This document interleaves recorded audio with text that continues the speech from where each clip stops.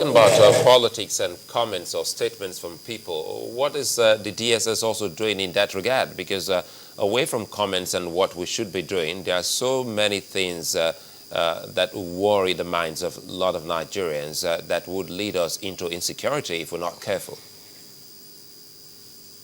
Now, I wouldn't want to sit here and begin to mention names, but I think it's all very fresh in our minds between February and March, when certain individuals in the country had made some provocative statements, and they were invited in.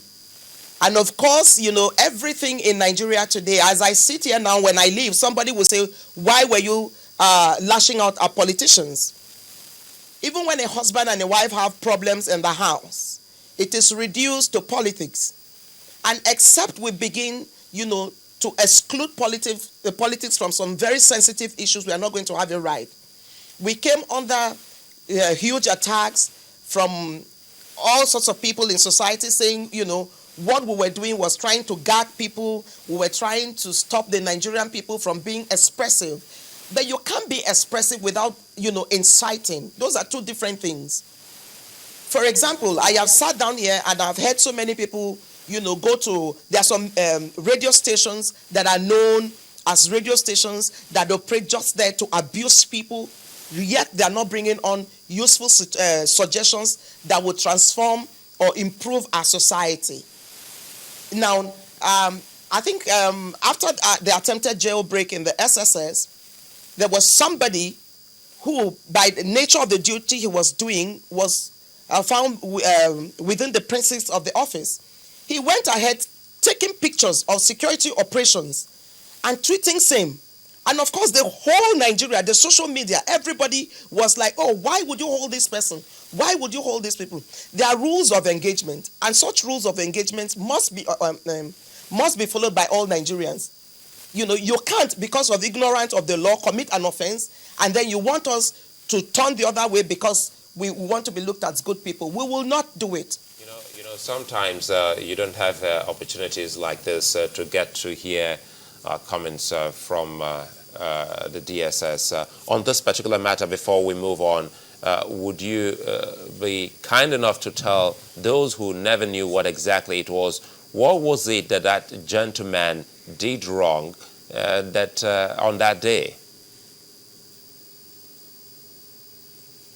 Well, I think I didn't come here today to discuss on the gentleman. I know. Now that we have just mentioned it, I think some would want to know, when we say pictures, they would think that maybe any other picture, or what kind of pictures that would amount to, a breach pictures of our security or security of operatives. Undergoing security operations.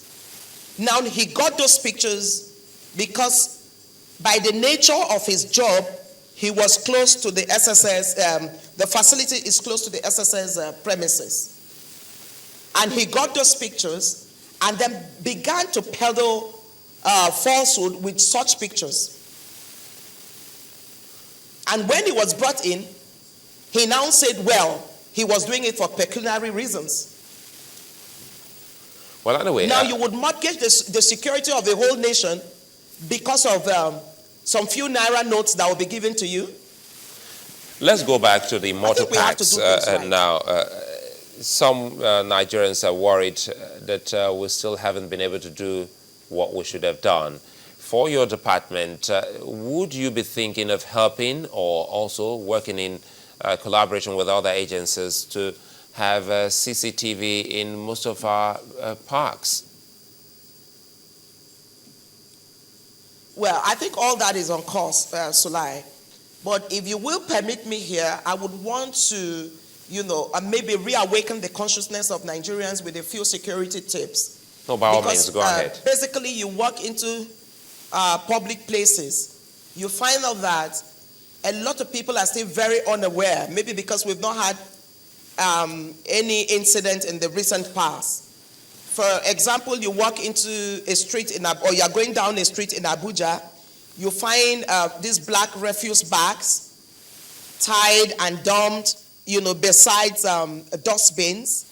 Sometimes those nylon bags do not come from the premises that you find them at. So we are saying that people must be vigilant. Be vigilant to new faces within their environment. Be vigilant to cars that are parked without your notice, either near your premises, your workplace, your church, or recreational centers. Look out for strange containers that appear suddenly within your vicinity. Be observant at public places and functions. Watch out for people searching towards you. Do not leave empty drums, broken chairs near your fence. When there is a bomb blast, please do not go to the scene and do not tamper with objects at the scene. And we have also said that in mosques, in churches, in worship centers, we must have our own local security committees who would keep a watch over vehicles, over movements around and within the premises, and should be able to call any of the security agencies should they notice any untoward movement or persons. Hello, are you there? Well, I'm there. I wanted to share this with you, and it's from Ikonomia. He's just tweeted a question here, and or rather a comment which would love you to comment on. He said, we must change our ways. Security operatives and shift workers go to sleep. Immediately their superiors leave their offices. So that is why most crimes thrives on weekends. Now, I wouldn't know where he got that from. If he says that most crime thrive on weekends, then I'm sure the incident in the DSS proved him wrong. Because if we didn't have vigilant operatives on the ground, then that attempted jailbreak would have been a huge success. All right, let's get this perspective in, because the DSS cannot be everywhere. It cannot be doing everything. What about other security agencies? Are they? Do you get? What can you tell us about interagency cooperation? Because some of them get information as well about this kind of incidents before they occur or after they occur. How is the progress going on within those security agencies? I'm sure you're aware that there's been this huge collaboration and cooperation among security services, not just the media spokespersons of these various services. We have the joint operations platform of all directors of operations in the various security and law enforcement agencies. They meet at least twice a month. We share information on a daily basis. And when we process whatever information we get into intelligence, we disseminate same. I am not sure, people outside can sit and tell security forces how best they can do their job. But allow me to seize this opportunity to say, what is most baffling is that when we have untoward incidents, you find out that all sorts of people come on board to give all sorts of suggestions. But must we wait until we are confronted by negative occurrences before we can come forward? Like the DSS, most people who want to come and give advice are people who want to sell one equipment or the other. Selling equipment is quite different from coming with what you know to say this is how best we can do it. And when they come, and first of all, can people actually approach the DSS and give suggestions? Oh, why not? Why not? What I am saying is that most of these security experts, as they call themselves, they come first, trying to trade or sell whatever equipment they have, but not coming to say, look, this is how best you can do or face this challenge that is bedeviling everybody. And I have been here before, and I'd say that even the private sector, they should not wait for us to go cap in hand begging. They should also, take up, there are smaller things they can do for the Nigerian people. When you talk about the CCTV and all that, they could actually offer, to provide some of these equipment that we need. We don't have to go to them. Because when you go to them, remember the police equipment scandal is still very fresh in our minds. Okay. Hello. All right, we're just going through lots of comments. A lot of people are already trying those emergency numbers and just relaying their experience on Twitter. But it's interesting you say that, yes, people can actually approach the DSS and share their comments. We'd like to imagine the same thing for all the other security agencies, as you say. But that particular motor park, I mean, is it now going to be a regular feature, or will the security agencies suggest to those motor parks they have to have a chief security officer, they have to have certain basic security requirements for public places?